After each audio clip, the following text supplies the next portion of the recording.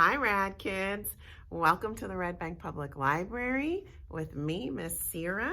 This is another session of Rad Lab Story Time. And remember that RAD stands for Reading, Activity, and Discovery. And today, we're going to do it all. Boom! Because today is Earth Day. It's Earth Day. And did you know that there are people all around the world celebrating Earth Day with us? Take a look at my globe. I have this at the library. Very cool. And as we look at the globe, let's think about all of the amazing things about this planet that we live on. So this globe has little bumps on it. When I run my hand across it, those are the mountain ranges that are on Earth. So the Earth has giant mountains and also valleys. There are forests and deserts. There are beaches along the oceans. And look at these oceans, giant bodies of water. There are oceans, but there's also rivers and lakes. There's the Great Lakes of the United States, and ponds and streams. What else about this planet should we think about? How about all of the plants that grow? Plants that grow food for us to eat, plants that grow beautiful flowers for us to enjoy. And how about the trees? Giant, enormous trees like redwoods. I see a book behind me about redwoods. They're amazing. What else is on this planet that we should think about? How about animals? From tiny, tiny, microscopic creatures that you need a microscope or a magnifying glass to see, to all of the creatures up to giant, huge whales. Amazing.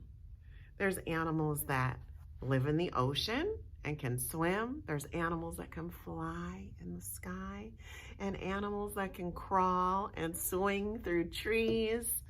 Amazing. And don't forget about us humans, right? And there are humans all over this planet in all different shapes and sizes and colors, just like all the other living creatures. Right? Right. Did you actually know that there are almost 8 billion people on this planet? Look how many zeros there are in this number. 1, 2, 3, 4, 5, 6, 7, 8, 9. That's billions. You can't even imagine how many people that is. And there's also billions and billions of different kinds of plants and animals. And so Earth Day reminds us that we need to work together to keep our planet safe and protect it from things like pollution.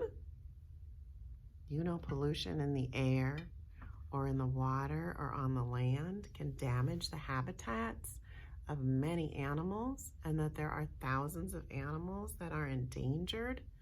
That means there's a chance that they might die out. And we don't want that to happen. That would be horrible, especially because they're not doing anything. The damage is coming from us humans, and pollution can damage us too, our health and our homes.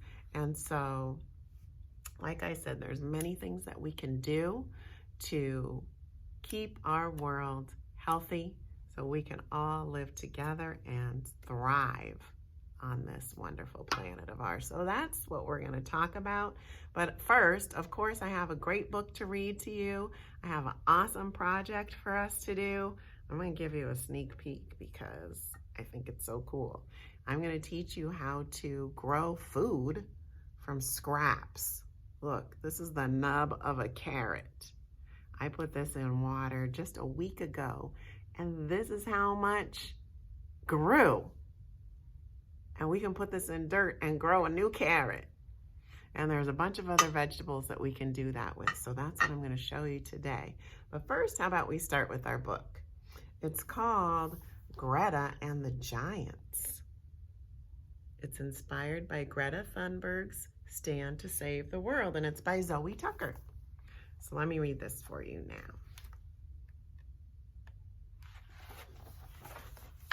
These illustrations are great too. Let me scoop my chair. Here we go. It says, there once was a girl who lived at the heart of a beautiful forest. Her name was Greta. One morning, things weren't quite as they should be. Greta stepped out into her yard, and there, huddled together in the shadow of the trees, were all the animals of the forest. A soft, silvery brown wolf stepped forward with his tail low to the ground. Please help us, he whispered. The forest is broken, and we don't know where to go. The giants are ruining our home.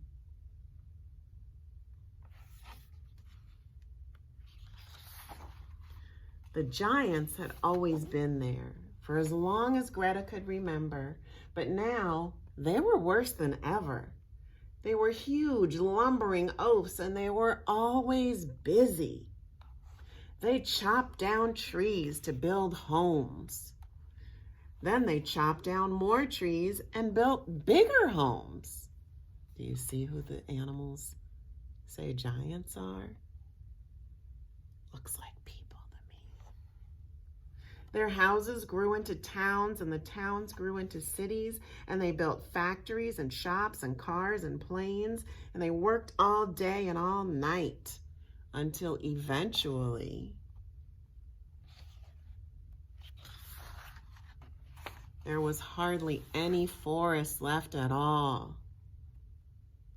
But the greedy giants had forgotten how wonderful the forest was. They didn't see all the little birds and bugs and butterflies and bears that trembled in the shadows. And no one told them to stop because everyone was scared of them. Look at all that pollution. We were just talking about that, right? Everyone was scared except Greta. Will you help us? Asked the wolf. Greta looked around her. The animals looked tired and sad. She had to help them, but how? And then Greta had an idea.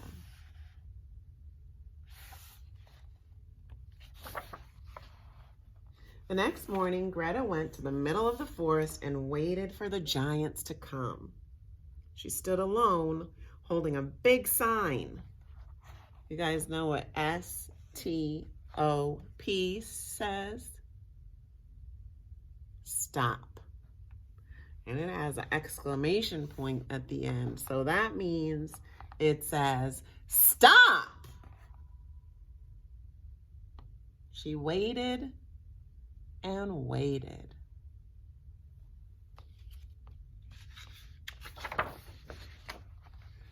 On the first day, the giants didn't see her and lumbered on by.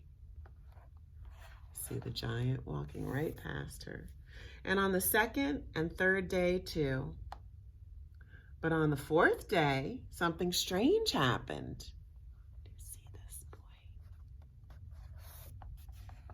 A little boy who had been watching Greta made a sign and came and sat down next to her. He didn't say much, but Greta knew he felt like she did. His sign says, listen. Soon, more people and animals saw what they were doing and joined in too. Let's look at all these signs. This says, we live here. I love Earth. Save our forest. Oh, this one says, help. We love our trees. Here's another. help. Our home is on fire. The owl sign says, who will help? There's Greta. Stop. Listen. And this one says, action now. Great signs. Before long, a huge crowd filled the forest, stretching out to the city and the roads beyond. And they stood together and waited. The crowd was so huge that the giants were stopped in their tracks. Please stop, Greta cried. Your greedy behavior is spoiling our home. You've broken the trees and trampled the flowers, and now the bees and birds have flown away. These animals are homeless, and our forest is dying. After Greta had spoken, everything was silent.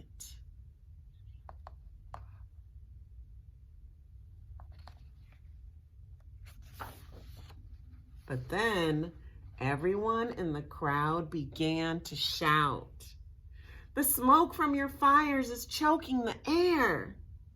And please stop cutting down the trees. You can help plant some new ones. And mend my home." That means fix my home. Here's the giants. We need to take care of our forest and live together. Will you please try? They all said.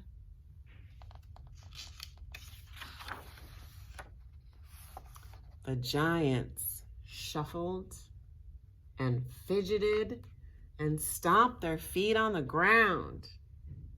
They were embarrassed and a little bit sad. You see, the giants were so busy building, they didn't see what they were doing to the forest or the animals who lived there. The giants felt terrible. "We're sorry," they said, and they promised to try harder.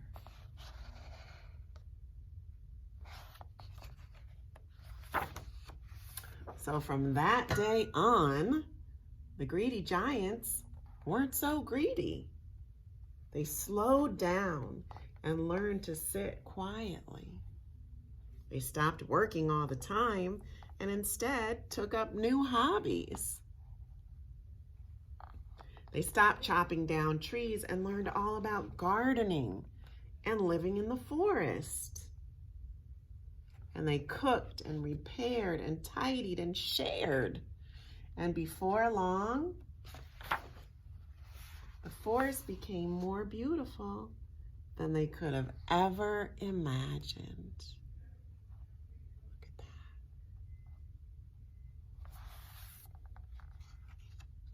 that. That's the end. I want to tell you something. This story is inspired by a real girl named Greta Thunberg, who started to protest a lot of the things that grown-ups were doing to pollute and damage the earth. And this girl is famous now all across the world because she really spoke to young people and to old people and inspired them to make some changes. And we have a lot of books here at the library about this young woman. She's amazing. And so there's some tips in the back of this book. Let me see if I can read you a couple. She says, "No one is too small to make a difference." That is great for us to remember, no matter how old you are. You can do something to make a difference. She says, "Learn everything you can about climate change and tell your friends and family all that you've learned." Says, "Walk, run, cycle, or take the bus or train instead of getting in the car. or taking a plane. That means less fossil fuels are burned and less pollution, because those big vehicles create a lot of air pollution. Let's see what else she says. Look after the things that you have. Mend them when they're broken instead of buying new things. Share them with your friends when you're finished with them. That's called hanging on to something and recycling it, passing it on to someone else instead of throwing it away, right? It says you might think that it won't make a difference, but if we all work together, we can change the world. Awesome. I really like this book. It has a great lesson for us about Earth Day. So now I think I want to show you this cool project, and then we'll talk about some more tips that we can do to help make the world a better place. So let me show you this cool project. It's almost like a science experiment. These are the vegetables that I'm growing from scraps. Here's my carrot again. Look at this. It's just the top of a carrot in some water, and it's growing so fast. These are scallions. These were cut short and placed in water. Look how long these roots are growing already and how tall these stalks are. I can't believe it. And this is my celery. Look, this whole thing was cut straight across, and now look how much has grown in just 1 week. Let me show you some of the other vegetables I had that are starting to do something, and I haven't even tried. This is a clove of garlic. See that little green tip? This would continue to grow if we placed it in water. And here's a potato. We've all seen these little nubby things, but usually we just flick them off and cook it up and eat it. But those are the beginnings of roots. And here's an onion. If we cut this and put it in water, it would begin to sprout too.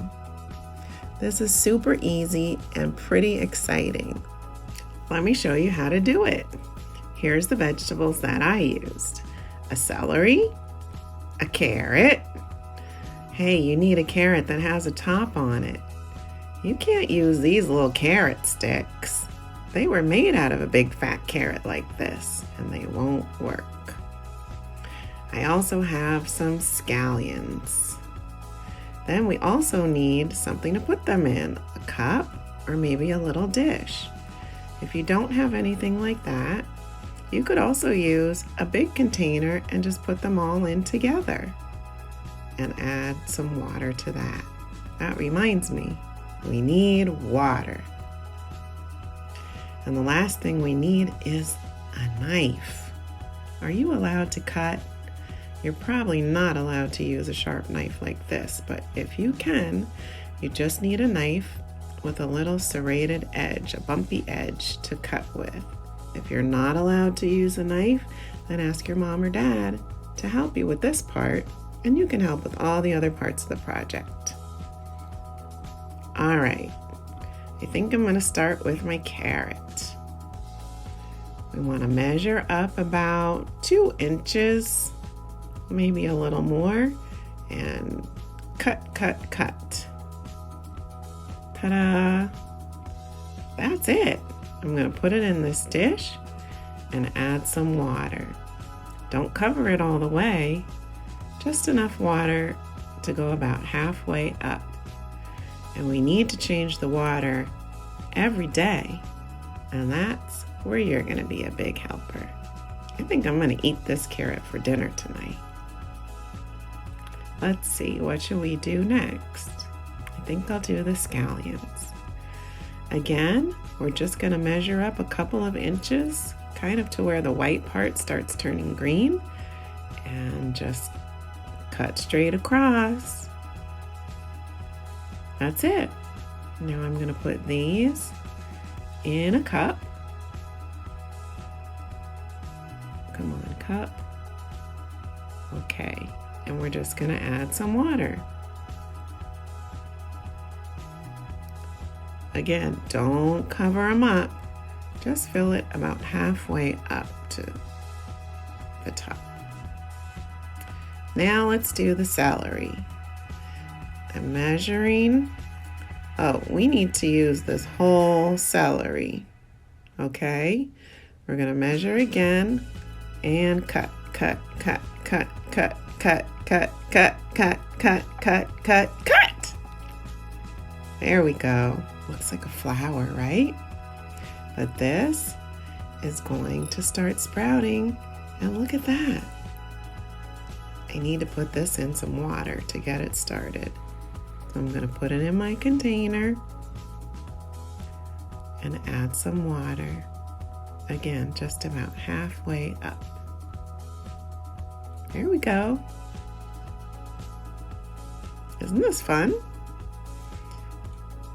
Now, look how much these are going to grow. In only a couple of days, you'll start to see them sprout. Oh, don't forget, you could try some other veggies too.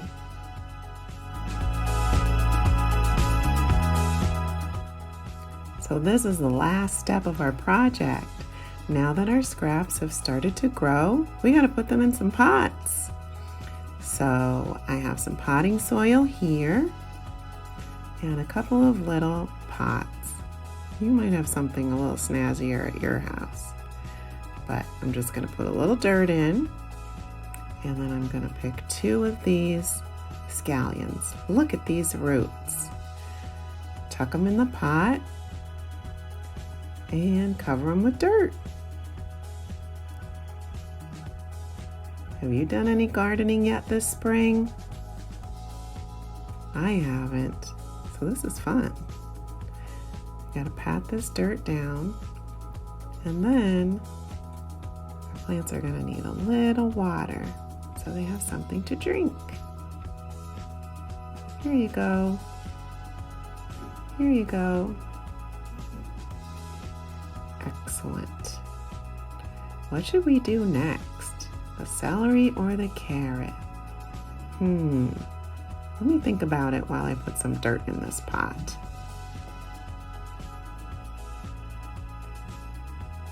Okay, I think I'm gonna do the celery. Whoa, this is way too big for this little pot. Not gonna work. Let's try the carrot. Perfect. Cover it with dirt.